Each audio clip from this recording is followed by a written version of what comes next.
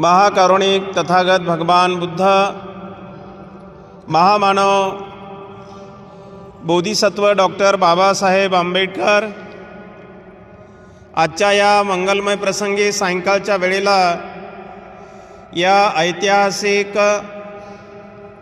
महत्त्वपूर्ण महामानव डॉक्टर बाबासाहेब आंबेडकरांच्या पदस्पर्शाने पुनीत झालेली ही भूमी, कारण या ठिकाणी 1935ला एक जाहीर सभा झाली होती आणि त्या सभेला महामानव डॉक्टर बाबासाहेब आंबेडकर स्वतः आले होते आणि त्या सभेमध्ये महामानव डॉक्टर बाबासाहेब आंबेडकरांनी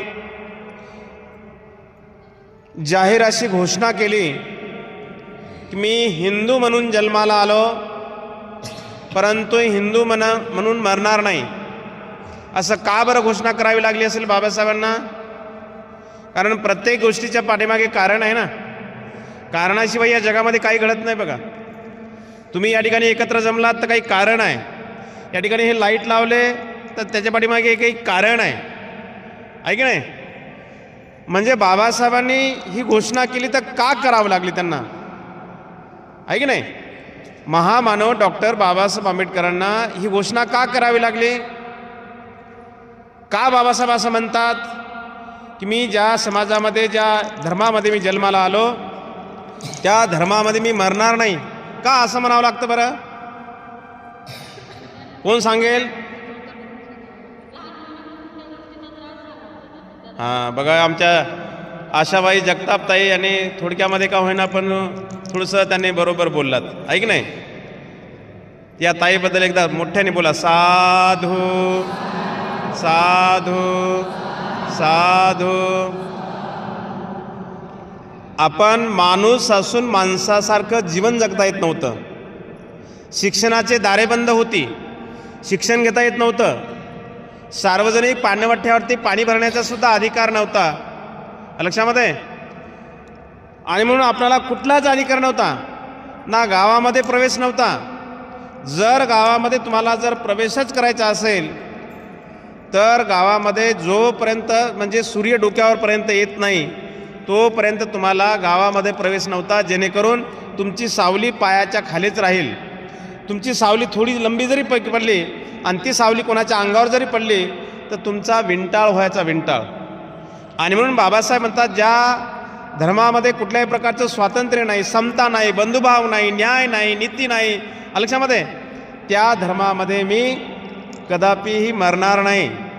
आणि म्हणून 1935ला तारीख काय माहिती आहे का? 13 ऑक्टोबर. या ठिकाणी 13 ऑक्टोबरला फार मोठा कार्यक्रम भरतो. जसं नागपूरला दीक्षाभूमीला कार्यक्रम भरतो ना, तसा इथे कार्यक्रम होत असतो. 13 ऑक्टोबरला सुद्धा आपण बुद्धभूमी मावसाळ्यावरून गाडी आणत असतो. 13 ऑक्टोबरला, मागच्या 13 ऑक्टोबरला 2 गाड्या होत्या, 2 बस होत्या. आणि या पटांगणामध्ये पाय ठेवायला जागा राहत नाही, एवढी पब्लिक राहते, लक्षामध्ये. आणि म्हणून 13 ऑक्टोबर 1935ला महामानव डॉक्टर बाबासाहेब आंबेडकरांनी याच ठिकाणी, याच भूमीवरती, बाहेर जे बाबासाहेबांचा पूर्णाकृती पुतळा आहे ना, त्याच ठिकाणी कार्यक्रमाचा त्यावेळच्या त्या सभेचा स्टेज होता. आणि त्याच स्टेजवरून, त्याच जागेवरून बाबासाहेबांनी घोषणा केली होती. म्हणून त्या बाबासाहेबांचा पुतळा त्याच जागेवर त्या ठिकाणी स्थापित केलेला आहे. आणि त्या बाबासाहेबांच्या पुतळ्याच्या बाजूला हे भव्य दिव्य एवढं मोठं स्मारक बनवलेलं आहे, लक्षामध्ये. हे शासनाने बनवलं, परंतु बनवण्याच्या पाठीमागे आपले छगन भुजबळ साहेब आहेत का, छगन भुजबळ, त्यांनी फार मोठा पुढाकार घेऊन हे स्मारक बनवलेलं आहे. बघा, लक्षामध्ये. हे 2 मजली आहे. खाली पण अंडरग्राऊंडला एक मजला आहे, त्याच्यामध्ये पूर्ण तुम्हाला ते पण बघणं आहे. पूर्ण इतिहास आहे त्यामध्ये. असे वॉल पोस्टर लावलेले आहेत त्या ठिकाणी. आणि ते वॉल पोस्टर पण आपण एक एक बघायचं आहे. इथे फक्त इकडून 2 आणि इकडून 2, फक्त 4च पोस्टर लावलेले आहेत. तर प्रिय सज्जनांनो, अशा पद्धतीने आपल्या धम्मसहलीतल हे सर्व ठिकाणं, महाड असेल, देहू रोडचं बुद्धविहार असेल, भीमा कोरेगाव असेल, त्यानंतर वढू गाव असेल, गोविंद महाराजची समाधी असेल, संभाजी महाराज समाधी असेल, बाबासाहेबांचं मूळ गाव, रायगडचा किल्ला, आहे की नाही, माता रमाईचं माहेर. आणि असं मुंबई करून आज आपण या ठिकाणी या धम्मसहलीचा या येवल्यामध्ये आपला समारोप होत आहे. या समारोपाच्या अनुषंगाने मी आपणाला सांगू इच्छितो की खरंच या धम्मसहलीमध्ये आपण सर्वजण खूप छान राहिलात. सर्वजण खरं तर आपण वेगवेगळ्या ठिकाणचे लोक आहेत. कोणी सिंदखेड राजा बुलढाणा जिल्हा आहे की नाही, जाफराबाद तालुका जालना जिल्हा आहे की नाही, आमचे सिल्लोड तालुक्यातून वेगवेगळ्या गावातून, शहरातील वेगवेगळ्या नगरातून आहे की नाही. तर वेगवेगळ्या ठिकाणावरून आपण या ठिकाणी एकत्र 5 दिवस अतिशय हसून खेळून समाधानानं या धम्मसहलीमध्ये आपण सर्वांनी पंचशिलेचं आचरण करून, धम्माचं पालन करून आपण या ठिकाणी धम्मसहलीमध्ये सहभाग घेतलेला आहे. मी माझा मोठेपणा म्हणून नाही सांगत, परंतु प्रिय सज्जनांनो, माझा एकच उद्देश आहे की आपल्या अगदी तळागाळातील ग्रामीण भागातील लोकांना हा संपूर्ण इतिहास कळाला पाहिजे. हे 5 दिवसाचा प्रवास आहे, याच्यामध्ये असं खास काय असं नियोजन करता येत नाही. कारण इकडे पुणे शहर आहे, मुंबई शहर आहे, मध्ये कोकण भाग आहे, कुठल्याही प्रकारची व्यवस्था करता येत नाही. परंतु जेव्हा आपण बुद्धगयेला जातो तिकडे मात्र 20 दिवसाचा प्रवास असते. आणि प्रत्येक ठिकाणी याच्यातले बरेच काही उपासक आमच्यासोबत बुद्धगयेला आले होते. बुद्धगयेच्या धम्मसहलीचा प्रवास एकदम खूप छान असतो. वेळेच्या वेळेला मुक्काम, वेळेच्या वेळेला जेवण, वेळेच्या वेळेला नाश्ता आणि धार्मिक ठिकाणं तिकडे जास्त आहेत लक्षामध्ये. कारण 20 दिवसाचा प्रवास आहे. छोटे मोठे धरून जर बघितलं तर आपण जवळपास 70 ते 72 ठिकाणं आपण दाखवतो. किती? 70 ते 72 ठिकाण. एकही ठिकाण आपण गहाळ करत नाही.